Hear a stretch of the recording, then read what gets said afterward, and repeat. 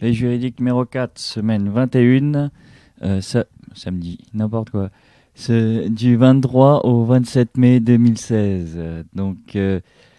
Cette semaine, pas de loi organique, donc projet de loi ordinaire en commission du Sénat.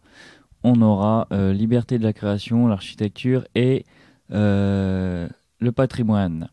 Donc projet de loi qu'on avait déjà vu dans, il me semble, la veille numéro 2. Donc je vais y revenir quand même.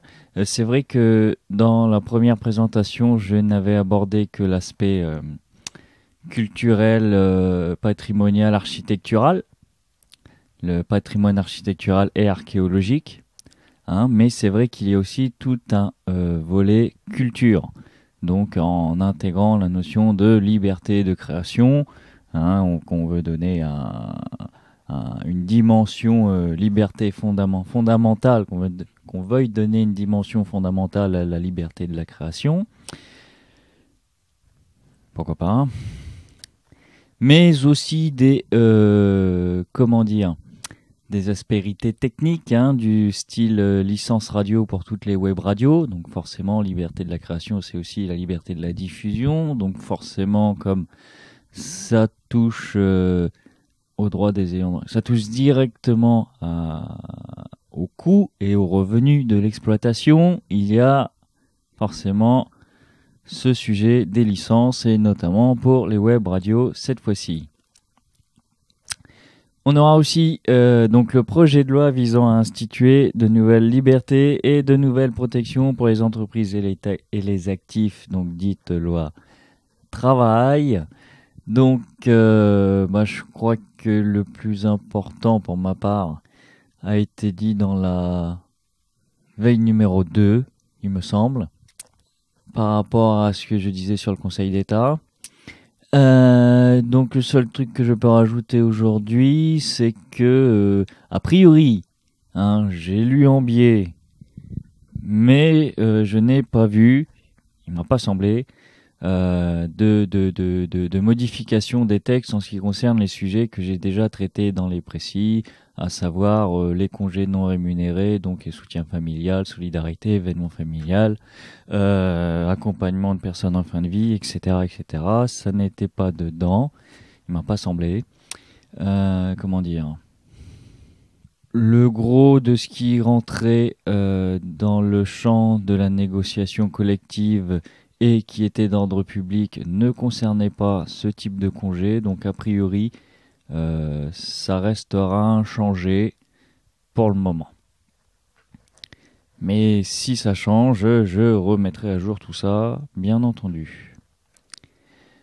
Par la suite, projet de loi ordinaire, commission de l'Assemblée nationale. On a la projet de loi visant à la lutte contre la corruption et la modernisation de la vie économique, donc dite loi Sapin 2. Donc celle-ci est intéressante. Celle-ci est intéressante cette semaine parce que elle nous dit qu'elle vise la transparence, parce qu'elle nous dit que la transparence de la prise de décision publique et de lutte contre la corruption, notamment de la corruption d'argent public étranger. Donc voilà, le cadre est posé. Il nous dit, et pour ce faire, on va passer par différents axes. Donc le premier, renforcer la transparence, forcément, par le dispositif là qui a eu bonne presse ces derniers temps, la protection des lanceurs d'alerte, notamment dans l'affaire des Panama Papers, en proposant aussi par un autre levier la transparence des comptes des sociétés du secteur agricole. Là, je ne sais pas à quoi ça fait référence. Il y a aussi, pour mieux lutter contre la corruption, ils se sont rendus compte qu'il existe une relation entre l'indice de perception de la corruption d'un pays et le niveau d'investissement dans celui-ci. Et c'est pas faux. Donc c'est une bonne chose. Il prévoit aussi de créer l'infraction de trafic d'influence d'agents publics étrangers. Donc c'est très bien dans la mesure où, comme je l'ai expliqué sur le précis sur les principes généraux du droit pénal, la loi pénale est d'interprétation stricte, et c'est vrai, si cette infraction n'existe pas, peut-être est-ce compliqué de la poursuivre. Bien que, à mon avis, il existe suffisamment de éléments constitutifs de cette infraction pour pouvoir agir dessus, mais bon, au moins si elle est créée, voilà. Il n'y a plus aucun problème pour qualifier et pour apporter les preuves. Le troisième volet, et non des moindres, qui vise à moderniser la vie économique donc, veut apporter des financements plus diversifiés de notre économie tout en assurant la protection des investisseurs. Donc plus diversifiés par rapport à l'étranger, évidemment, aux États étrangers notamment. Et enfin, une polémique qui déjà commence. Dans un article du Monde, un avocat fustige l'article 24 de cette loi dite loi Sapin 2 en ce qu'elle donnerait une impunité aux États étrangers qui serait un net recul à son sens de tout ce qu'a pu apporter comme avancée la justice internationale.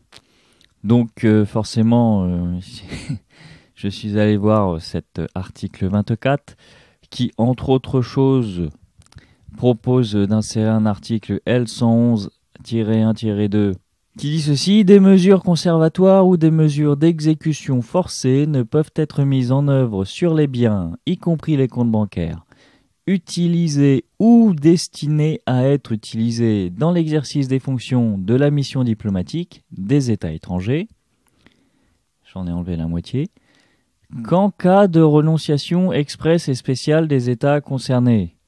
Donc, bah oui, c'est bien la peine de faire un texte là-dessus. S'il faut l'accord, à mon avis, ça doit déjà être plus ou moins les conventions internationales en matière diplomatique, qu'on peut agir sur les diplomates étrangers qu'avec leur consentement.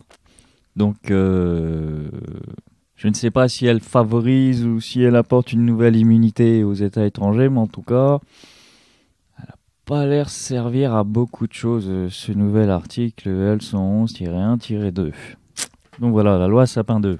Commission mixte paritaire. Donc la commission mixte paritaire, on aura la loi renforçant la lutte contre le crime organisé, le terrorisme et le financement, et leur financement, et améliorant l'efficacité et les garanties de la procédure pénale. Donc on avait déjà vu dans le précis numéro 3, je crois bien, et par rapport à ce qu'elle apportait enfin un cadre juridique spécifique à l'intervention des forces de l'ordre en cas d'attaque armée. Par rapport à la légitime défense, c'est toujours assez compliqué, donc voilà, en ça elle était intéressante. Dans les propositions de loi, on a une proposition de loi visant la liberté, l'indépendance et le pluralisme des médias.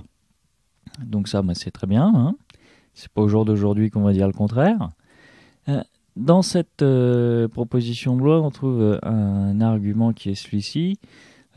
Or, cette indispensable confiance, donc on parle de la confiance dans les médias, est aujourd'hui singulièrement altérée dans notre pays. Le taux de confiance de nos concitoyens à l'égard des médias est à 39%, de 10 points inférieur à la moyenne relevée dans 27 pays industrialisés par le baromètre de confiance, blablabla, en janvier 2016.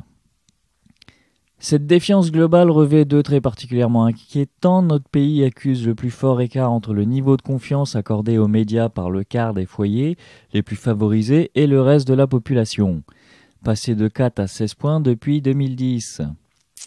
Nos concitoyens portent en outre un regard très sévère sur l'exercice du métier de journaliste, seuls 27% d'entre eux les estimant indépendants des pressions politiques et de l'argent, selon le plus récent baromètre réalisé par TNS Sofres Lacroix février dernier.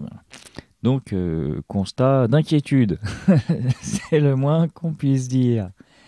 Donc, par rapport à ça, il se propose par le biais de 11 articles. Par le premier, une extension à l'ensemble des journalistes du droit d'opposition à toute pression, reconnu aujourd'hui aux seuls journalistes de l'audiovisuel public, donc dans le privé, tu fermais ta gueule. Demain, ils pourront l'ouvrir. Bon, alors risque et péril, j'imagine, mais ce sera autorisé. Ah oui, dans le projet de loi, il y avait une phrase qui disait « Il, le journaliste, ne peut être contraint à accepter un acte contraire à son intime conviction professionnelle, formée dans le respect de la charte déontologique de son entreprise ou de sa société éditrice. » Donc ils veulent que les sociétés éditrices établissent des chartes de déontologie, blablabla, des choses comme ça, quoi. Ça, c'est pas le problème. Le problème, c'est que il y a la notion de intime conviction professionnelle. Et là, il y a un débat et il y a des amendements qui ont été débattus pour retirer ce terme, car il serait a priori inconstitutionnel dans le sens où trop vague, donc ce qui conférerait à la loi un manque de précision. Donc l'intime conviction professionnelle risque de ne pas être dans le texte final, mais à ce moment-là, qu'est-ce qu'il propose d'autre à la place? Voilà, c'est ça la question surtout. Dans cette idée-là, qu'est-ce qui peut être assez bien défini pour pouvoir respecter les principes fondamentaux du droit lorsque l'on définit cette pensée? Voilà, ça c'est la question. Il y aura un article 2 qui réglera la définition des pouvoirs de régulation du CSA en matière de pluralisme, d'honnêteté et d'indépendance de l'information et des programmes vis-à-vis des actionnaires. Ça, c'est clairement écrit dans la loi, vis-à-vis des actionnaires.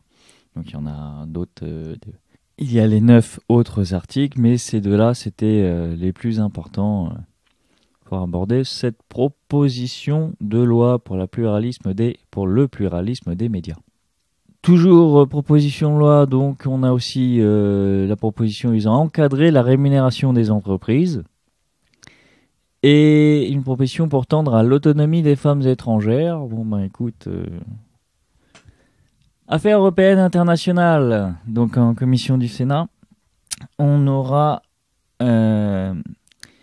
un rapport d'information de proposition de résolution européenne et d'un avis politique de M. Éric Bocquet sur le thème du détachement des travailleurs, donc en Europe, bien évidemment.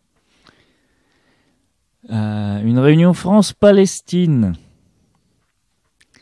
Rencontre débat sur la question de la violence des colons. Avec M. Nasser Dawabche, frère de M. Saad Dawabche, victime de l'attaque de Douma du 31 juillet 2015. Donc, comment dire? C'est vrai que là, est-ce une nouvelle façon de voir ce problème? Donc, un débat qui risquerait d'être relativement intéressant, si ce n'est extrêmement polémique. Enfin, au chapitre des réunions. On aura des réunions sur le thème du salaire minimum au sein de l'Union européenne.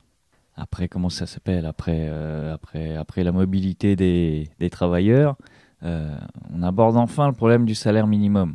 Visiblement, on va tendre à homogénéiser les droits. On va parler du salaire minimum. Les enjeux technologiques de l'intégration des énergies renouvelables au réseau électrique. Il serait grand temps de se poser la question, au vu des chantiers que les particuliers, notamment, commence à entreprendre en ce moment. Il y aura aussi, et là ça va être le gros sujet, ça va être la mode, ça va être la saison, la désignation des rapporteurs spéciaux sur le projet de loi de finances pour 2017 et du rapporteur pour avis sur le projet de loi de financement de la sécurité sociale pour 2017. Donc ça, normalement, c'est pour la rentrée, mais ça commence, voilà, c'est parti. On va pouvoir s'organiser, et puis moi aussi, j'essaierai de faire quelque chose, notamment en commençant par le commencement, à savoir qu'est-ce qu'une loi de finances, et j'essaierai de la suivre. La délégation aux droits des femmes organise une table ronde sur l'accidentologie routière et les différences de comportement entre les hommes et les femmes au volant. Donc ça peut être intéressant à regarder. Voilà. Donc, ben, ma foi, voilà, c'est pas trop mal pour cette semaine. Veille juridique numéro 4, a priori, ce sera le dernier au format hebdomadaire. Pour la suite, je sais pas trop comment je vais m'organiser, mais c'était relativement, c'est pas relativement, c'était assez intéressant de suivre tout ça à la semaine. Mais bon, les délais plus la fréquentation sur le sujet font que je vais ralentir le rythme. Ou alors, c'est très probable, je ne sais pas comment je vais m'organiser, je vais voir. Je vais continuer ça, mais sur une chaîne dédiée. Comme ça, il n'y aura pas d'embrouille entre le droit positif et finalement quelque chose qui s'apparente à de l'action citoyenne, hein, de surveiller. De garder un œil sur la loi et les politiques qui vont avec. Voilà.